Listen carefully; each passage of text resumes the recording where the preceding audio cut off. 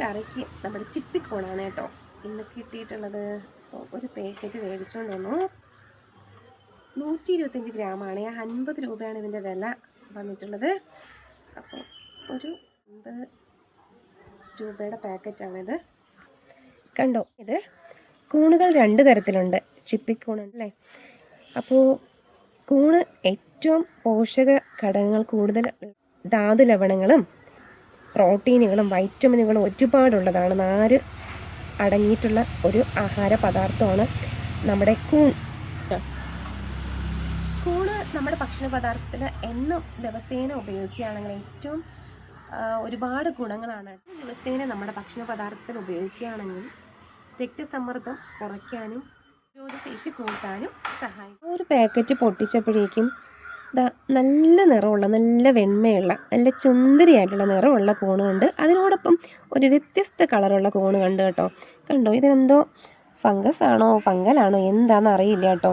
ഇങ്ങനൊരു നിറ വ്യത്യാസം കണ്ട് 1-2 കൂണുകൾ കണ്ട് അത് നമ്മൾ മാറ്റുകയാണേ.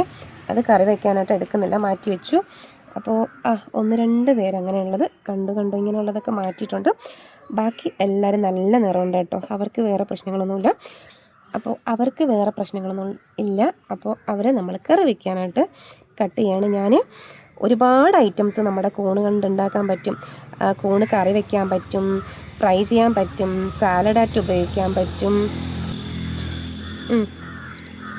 മെഴുക്ക് പുരട്ടി ഉണ്ടാക്കാൻ പറ്റും. ഞാനിന്ന് മെഴുക്ക് പുരട്ടിയാണ് കേട്ടോ ഉണ്ടാക്കുന്നത്.